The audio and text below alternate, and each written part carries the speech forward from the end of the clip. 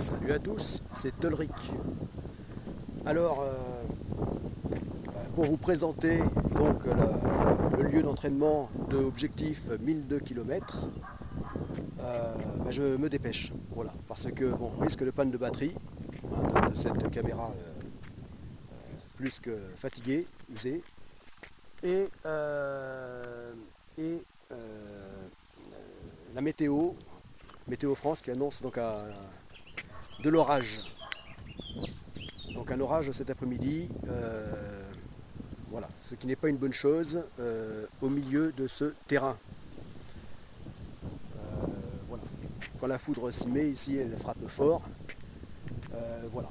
Et puis là, c'est vrai qu'il commence à y avoir du vent euh, et, et l'air est électrique. Ouais. Bon, alors, donc ici derrière moi, eh bien, le chantier de construction du petit voilier océanique de la première phase de Godessarc Compagnie.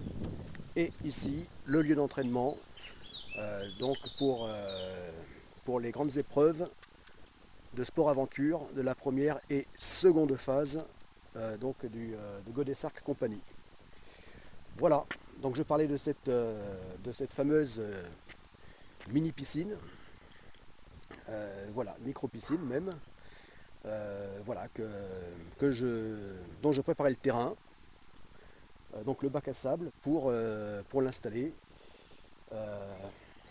voilà, pour l'installer sur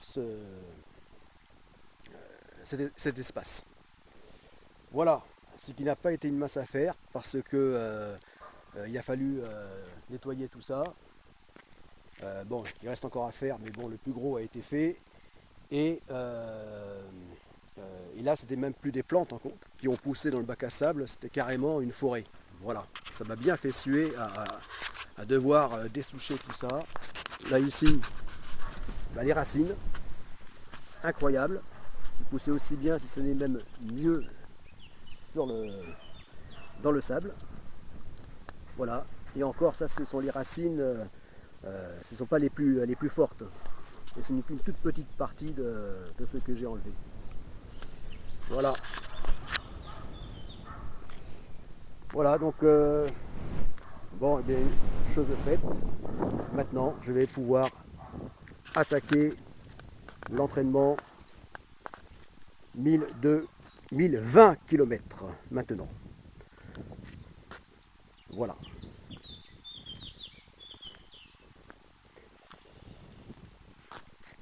Voilà. Donc la piscine se trouvera, piscine tubulaire, hein, hors sol, se trouvera ici, faisant 2 mètres de large sur 4,50 de long. Voilà. Donc elle correspond donc à donc les coins de cette piscine en rectangle eh bien, correspondent donc à chaque tuile. Voilà. Chacune des 4 tuiles, ça fait bien 4,50 m sur 2 de large. Voilà. Donc ici avec donc la planche de paddleboard, hein, qui est là est une planche donc de type donc de sauvetage côtier sportif. Voilà, ce que utilisent donc les maîtres nageurs donc pour secourir donc les personnes qui se noient donc sur les plages, sur les littorales. Voilà. Voilà, donc elle fait 3 mètres 28 à peu près. Bon allez, on va dire 3 mètres 30 de long, 3 mètres 30. Voilà.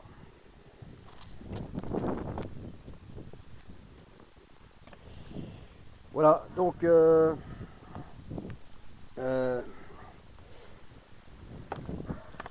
bien cette planche, justement, je m'en suis déjà beaucoup servi, notamment quelques années où j'ai fait partie d'un club de sauvetage côtier sportif. Voilà. Et puis je me suis pas mal entraîné déjà, enfin à l'époque à longue distance, donc donc dans un petit lac.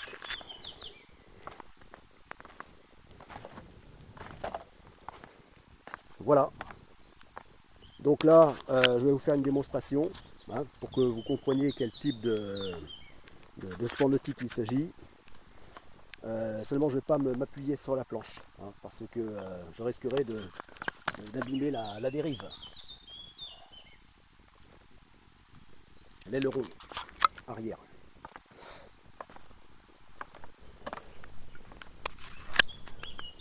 Voilà. Donc il y aura le but, hein, c'est dans le cadre de l'immense épreuve de la seconde phase collective, grande aventure sportive internationale, triennale, qui sera donc la SUPTAGO. Voilà, la SUPTAGO. Voilà, donc entraînement pour ça, et puis même déjà pour la SUPTAGO, pardon, c'est pour la première phase. Voilà, pour la seconde, donc grande épreuve planétaire internationale, donc qui sera la SUPGORAC. Voilà. Mais déjà même pour la SUPTAGO de la première phase, eh bien cet entraînement est nécessaire. Voilà. Alors là, c'est là que je vais consigner donc les distances parcourues, enfin équivalent distance, hein, parce que c'est en statique. Voilà, les différents types de sports nautiques. Hein, mais toujours dans le domaine assimilé à la nage et au surf. Voilà, enfin aux planches. Voilà. Donc eh bien, entraînement ultra longue distance, SUP, stand-up, paddle. Voilà. Ici, eh bien, ça sera consigné ici. Donc les distances d'entraînement, donc entraînement ultra longue distance, paddleboard. Voilà, paddleboard, qui est encore un dérivé hein, de l'usage de la planche. Et tout ça étant dérivé du surf. Voilà. Et là, entraînement ultra longue distance toujours, mais pour changer un peu les postures, hein, surtout quand il s'agira de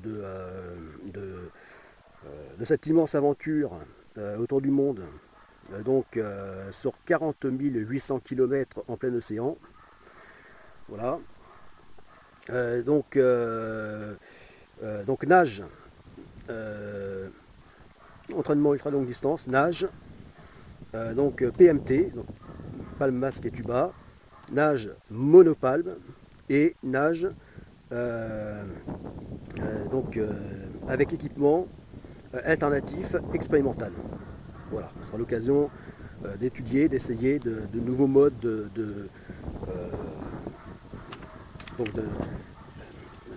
d'appareils pour se propulser en nage. Voilà. Mais toujours à partir exclusivement de sa force musculaire. Voilà. Donc bras et jambes ou les deux en même temps. Voilà. Donc ça sera consigné à chaque entraînement que je ferai que je posterai par vidéo ou même en direct. L'idée ce serait de faire pas mal de directs lors des entraînements.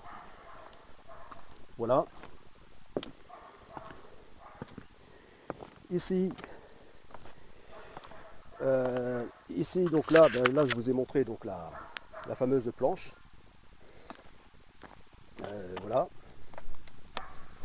Et ici, et bien là, c'est donc les palmes. Voilà. Palmes plus qu'usées. Voilà, puisque c'est elles qui m'ont le plus servi lorsque j'ai fait des stages, de multiples stages de plongée et stages même formation de plongeurs professionnels. Voilà. Donc des bonnes palmes. Voilà, plus qu'usées. Hein. Les rayures en témoignent. Voilà. Elles ont tant gratté les fonds d'océan Atlantique que les fonds sur le littoral. Hein. Voilà. j'ai pas été plus bas que la quarantaine de mètres, hein. Voilà.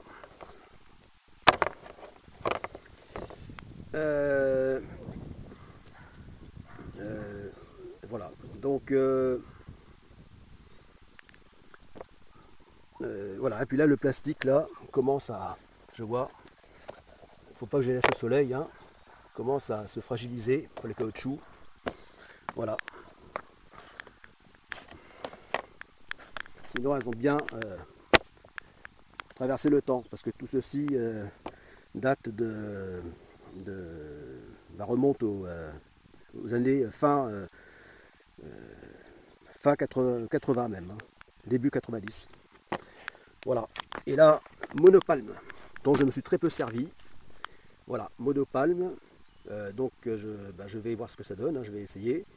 Et là, ce sera l'occasion de m'en servir plus que jamais. Voilà, monopalme que j'avais commandé, venu de Russie, fabriqué en Russie. Donc que j'avais commandé début année, non, même fin année 90. Toute fin 90. Donc que j'avais fait importer de Russie. Et donc, parce que paraît-il que les grands spécialistes en nage monopalme, c'est les Russes, à l'origine. Et donc, voilà, donc j'avais fait emballer, parce qu'elles ont beaucoup voyagé, lorsque j'avais embarqué sur un fameux 3-mâts goélette. Voilà, donc 3-mâts goélette,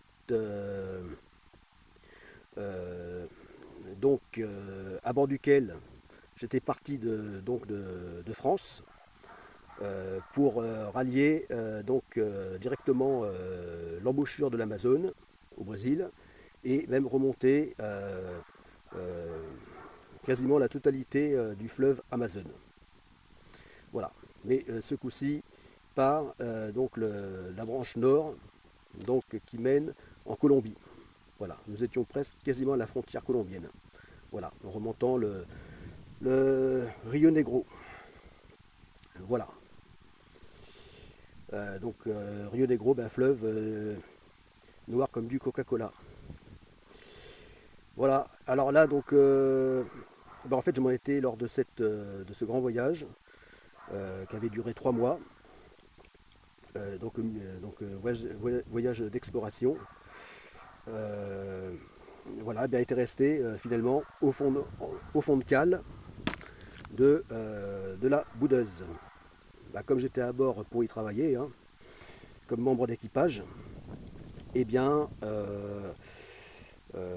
j'ai finalement pas du tout eu le temps de m'en servir. Et résultat, eh bien, elle est restée durant tous ces 3 mois à fond de cale. Voilà. Après quoi, le navire avait rejoint, nous avions rejoint du Brésil, les Antilles françaises, d'où j'ai débarqué. Voilà, parce que j'ai débarqué pour enchaîner sur une formation maritime.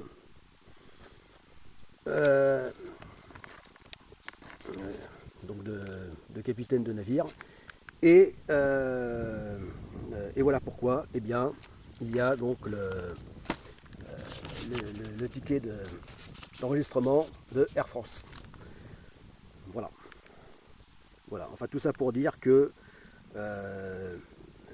finalement, eh bien, je ne me suis très peu, quasiment pas servi de ces monopalmes, et même pas du tout lors de cet embarquement.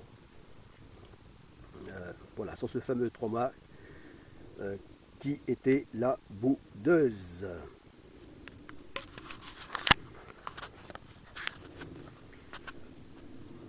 Voilà, enfin qui était la boudeuse existe toujours. Toujours en attente de repartir en mission, en en voyage d'exploration.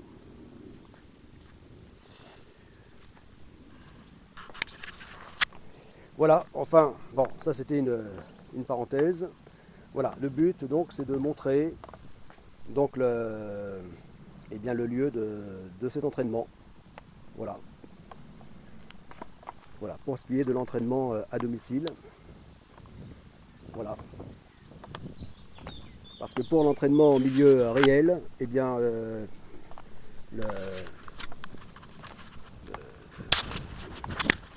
problème, c'est que eh bien, il y a des plans d'eau, hein, des lacs assez vastes, mais qui sont assez loin, à plusieurs dizaines de kilomètres, ça fait loin quand même, surtout s'il faut faire le trajet régulièrement. Et plan d'eau plus proche, qui est l'embouchure non pas de l'Amazone, mais de donc l'estuaire de la Gironde, qui d'ailleurs n'est pas le plus grand estuaire du monde comme l'Amazone, mais le plus grand fleuve, mais qui est le plus grand estuaire d'Europe occidentale. Voilà, le plus large estuaire d'Europe de l'Europe de l'Ouest. Voilà. Et là bien, c'est le fait de dépendre des marées, du marnage. Voilà. Donc le marnage, eh bien, donc le plan d'eau peut être accessible, et encore en fonction de la météo, hein, donc peut-être ne pas être compatible. Voilà. C'est-à-dire une marée haute, là où je pourrais m'entraîner la nuit, marée basse le jour, bon, tout ça. Voilà pourquoi, pour pouvoir s'entraîner régulièrement, eh bien, donc, je n'ai pas trouvé mieux avec mes petits moyens que donc, ce type d'installation. Voilà. Alors, ben là, je vais te montrer, comme j'ai fait avec la vidéo précédente, no comment, enfin sans commentaire. Mais là en l'expliquant, donc les différents types de nage, de sport nautique, on va dire, de sport nautique, donc nage et assimilé surf. Voilà, donc, voilà, comme ça. Donc là c'est le sport de paddle. Je n'ai pas encore réellement pratiqué, donc là j'ai tout à apprendre. Voilà. Enfin, déjà je sais que là, ben, le sens c'est celui-ci, hein. C'est pas celui-là, celui-ci, voilà, pour commencer. Donc, et bien voilà, donc ça sera de l'ultra longue distance à accomplir, donc en SUP, stand-up paddle. Voilà, donc variante la plus connue du grand public. Voilà. Alors pourquoi? Peut-être parce que la plus facile, la plus confortable. Voilà.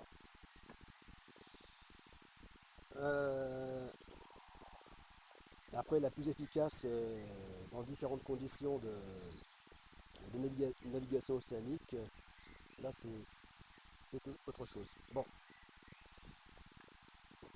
ça dépendra des situations. Donc, donc voilà, ça c'était donc le stand-up paddle. Voilà, et ce que donc j'ai mieux connu, enfin, quand j'ai acquis une certaine maîtrise, donc, qui est le paddleboard. Donc toujours ultra longue distance paddleboard. Voilà, donc la technique de nage des maîtres nageurs sauveteurs et du sport côtier, du sauvetage sportif côtier. Voilà. Donc là, il y a deux positions possibles. Donc à genoux, comme ça, en enfonçant profondément donc les mains. Donc dans leur jargon, enfin, le jargon dans ce sport, on parle de ramer, hein, que ce soit avec la rame ou bien avec les mains. Voilà, comme ça. Voilà. Et pour changer, eh bien comme ça. Voilà. Et voilà.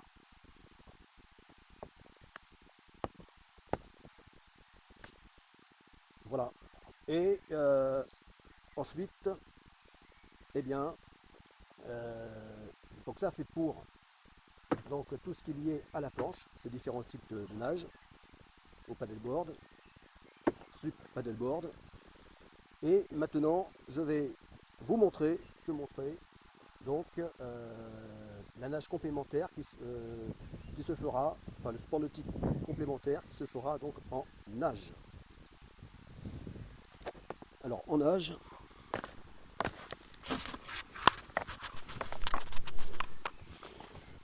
eh bien ça sera donc en nage PMT, comme je me suis beaucoup entraîné donc